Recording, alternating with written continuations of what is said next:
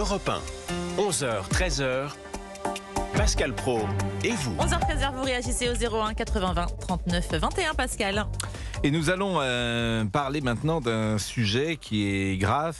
Un couple sur 8 rencontre des difficultés pour avoir un enfant. Les hommes sont de plus en plus touchés par l'infertilité. Depuis les années 70, la qualité du sperme des Français n'a cessé de se détériorer. Le sujet est au cœur des préoccupations cette année du congrès de l'Association française d'urologie. La qualité du sperme, ça c'est assez étonnant d'ailleurs. Vivez-vous cette situation? Comment savoir si votre qualité de sperme n'est pas au rendez-vous? Ce parcours du combattant depuis plusieurs années. On est avec le professeur François Oliven, qui est gynécologue, obstétricien, spécialiste de l'infertilité. Bonjour Monsieur Oliven. On va d'abord aller vers Michael. Ah, Michael d'abord est avec nous. Bonjour Michael. Oui, bonjour. Et merci d'être avec nous. Michael, vous-même, est-ce que vous êtes dans ces Français sur 8, dans ce couple de Français sur 8 qui rencontrent des difficultés pour avoir un enfant ? Ah oui, tout à fait. Tout à fait. Donc j'ai rencontré ce problème il y a maintenant environ 20 ans. Donc j'ai 46 ans aujourd'hui et donc j'ai découvert ma fertilité, j'avais 25 ans. Donc on voulait avoir un enfant avec mon épouse et donc ça n'a pas abouti. Donc on a fait des examens.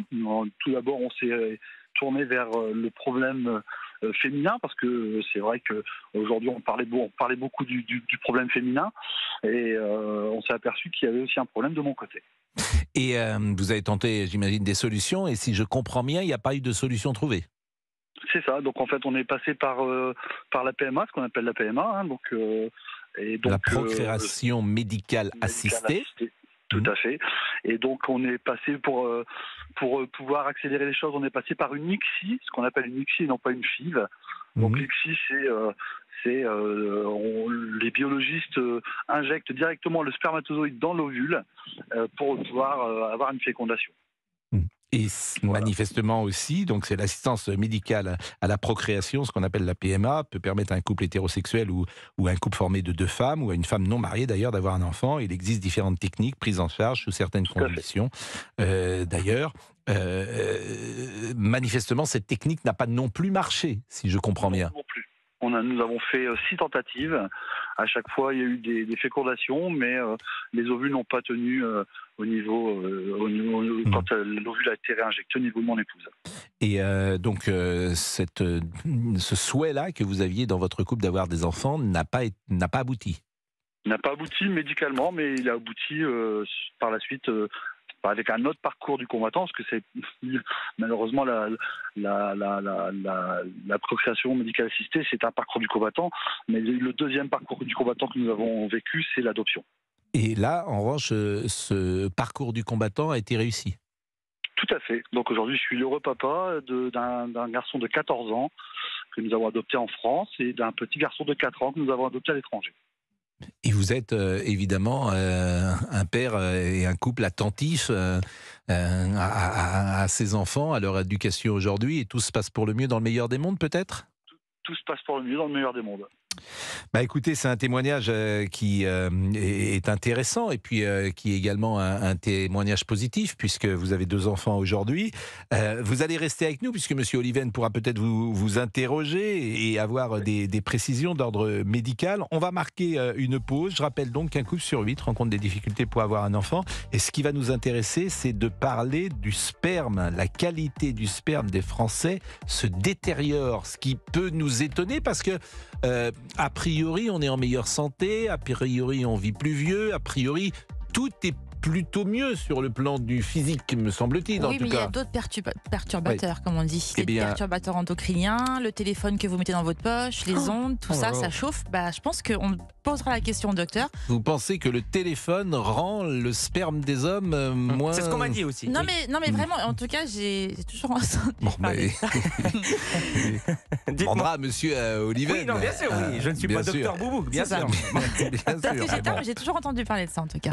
Il y a parfois aussi des rumeurs urbaines sur ces sujets-là, donc on interrogera Monsieur Oliven. A tout de suite. 11h, 13h, c'est Pascal Praud et vous sur Europe 1. Europe 1. Pascal Praud et vous. De 11h à 13h avec Pascal Praud et on parle d'infertilité avec le professeur François Oliven, gynécologue obstétricien. Pascal. Que je salue. Bonjour Monsieur Oliven.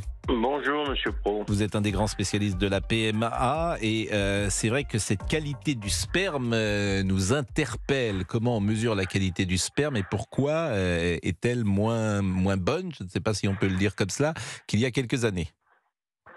Alors on la mesure avec le spermogramme, qui est l'analyse d'un échantillon de sperme, et on mesure 3 paramètres essentiels: la concentration, c'est-à-dire le nombre de spermatozoïdes par millilitre, la mobilité, parce que les spermatozoïdes sont la seule cellule du corps humain qui se déplace et c'est indispensable pour atteindre justement le fameux ovocyte dans les trompes, et ce qu'on appelle les formes typiques.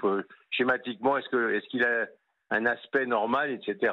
Et effectivement, depuis un certain temps, on constate une diminution des paramètres du sperme chez l'homme.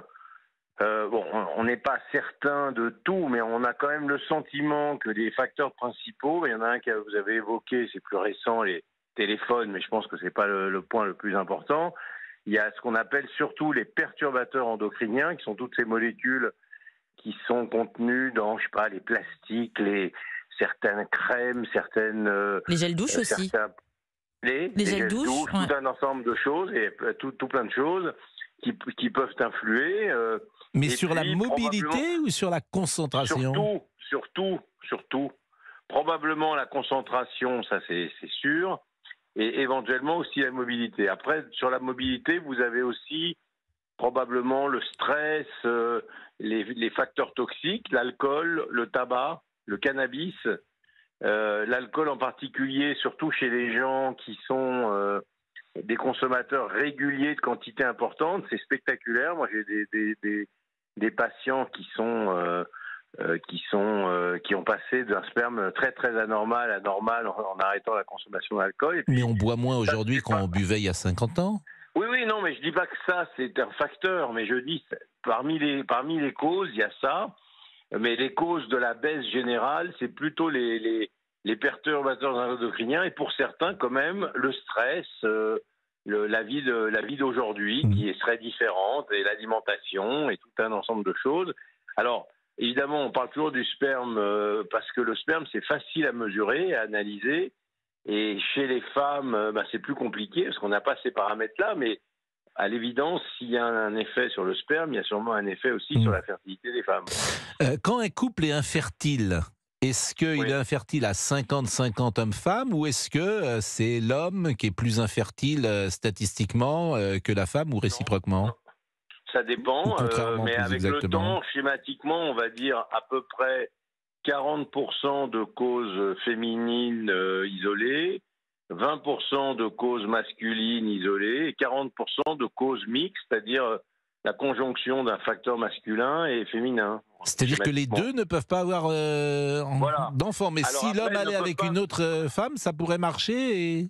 Tout à fait. Ah, ça c'est étonnant, mais... ça. 40%. Attention, oui, 40%. Maintenant, attention, parce qu'il y a toutes sortes d'infertilité, mais schématiquement, il y a des infertilités définitive, c'est-à-dire un couple qui vraiment ne peut pas, je sais pas, l'homme n'a pas du tout de spermatozoïdes ou la femme n'a pas du tout d'ovules ou les trompes totalement bouchées. Et puis ensuite, vous avez des infertilités qu'on appelle relatives, où finalement, ils n'y sont pas arrivés, mais en théorie, rien n'est impossible. Et d'ailleurs, ça arrive de temps en temps qu'il y a des gens dans un parcours de PMA n'y arrivent pas, et puis un jour, on apprend qu'ils ont une grossesse naturel, c'est pas fréquent, mais ça peut arriver.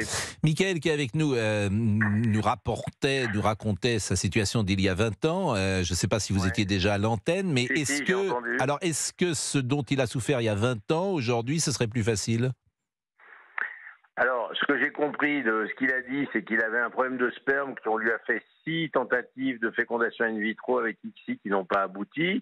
D'abord, il y a 20 ans, les résultats des sondes de FIV n'étaient pas les mêmes qu'aujourd'hui, c'était moins bon.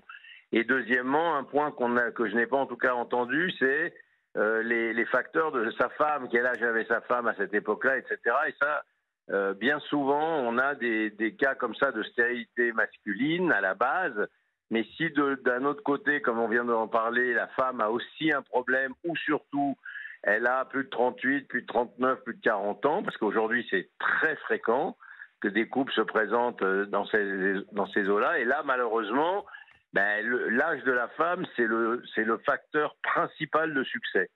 Donc plus elle est jeune, j'imagine, plus la probabilité d'avoir un enfant est grande. Voilà. Bon. Est-ce qu'on a une statistique sur le nombre de couples qui souffrent d'infertilité et qui réussissent à avoir un enfant?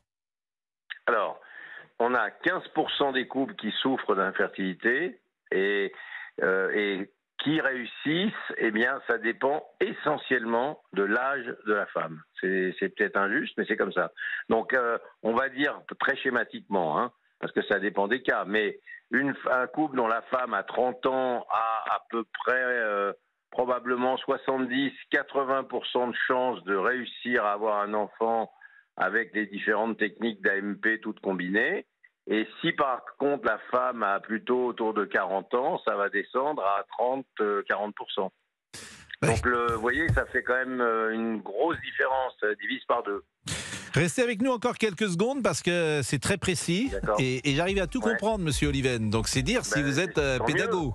Hein, parce que, et je pense que l'auditeur est ravi de vous écouter, bien évidemment, parce que ce que vous dites est extrêmement clair et en même temps rassurant finalement et assez positif. Il est 12h19, à tout de suite. Et vous réagissez au 01 80 20 39 21 11h 13h, c'est Pascal Pro et vous sur Europe 1. Europe 1, Pascal Pro. De 11h à 13h sur Europe 1, nous avons avec nous François Oliven, professeur François Oliven, gynécologue obstétricien. Nous parlons d'infertilité masculine. François Oliven, il y a beaucoup de témoignages qui arrivent en même temps que vous parliez et j'entends ou je vois parfois des spermatozoïdes mal formés. C'est quelqu'un qui rapporte ça sur les réseaux sociaux, qui dit moi j'avais un spermatozoïde mal formé. C'est quoi un spermatozoïde mal formé? Alors malheureusement, on va dire, dans les années 70, c'est un Français qui a découvert, qui a décrit la forme normale d'un spermatozoïde, le professeur Georges David, que j'ai bien connu d'ailleurs, qui a été professeur, et qui a fait une description de ce qu'est un spermatozoïde normal, comment sa tête, sa forme, ce qu'on appelle le flagelle, qui est la zone qui bouge, d'accord? Et à partir de là, il a décrit des formes qu'on appelle typiques, donc qui sont normales, ou pas typiques, qui sont pas normales, d'accord?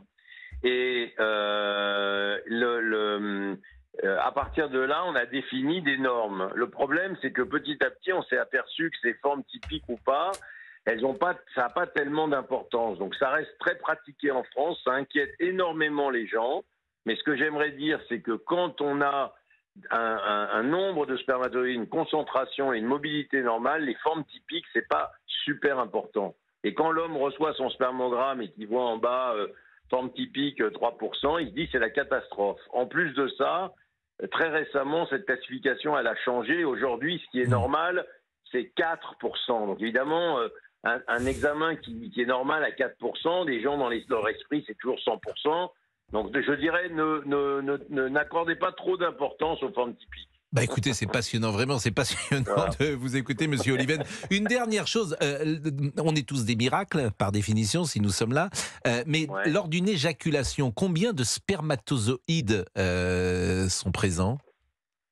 En moyenne, 40 millions par millilitre dans 5 millilitres, 200 millions. C'est-à-dire que sur une éjaculation classique, si nous sommes là, c'est que nous sommes un miracle sur... nous avions une probabilité sur 200 millions. Oui, et je vous renvoie au film de Woody Allen. Bien sûr. L'un de ceux qui s'est bagarré avec les autres et qui a été le premier à atteindre le but. Non, mais il y a une poésie, c'est vrai, formidable.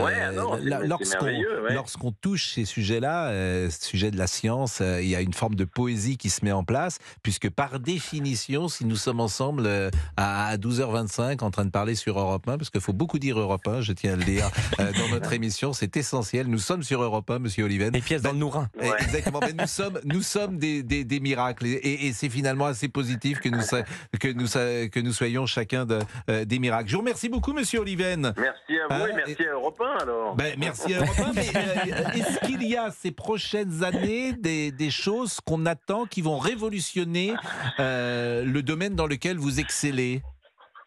Alors, il n'y a pas de choses qu'on attend qui vont révolutionner, mais notre point faible aujourd'hui, j'en ai parlé tout à l'heure, comment pourrait-on faire pour qu'une femme de 40 ans qui aujourd'hui n'a même pas fait la moitié de son espérance de vie puisse, avec des meilleurs taux de succès, avoir un enfant? Et là, pour l'instant, on est quand même un peu dans le pétrin. Et ce serait ça l'avancée vraiment significative aujourd'hui.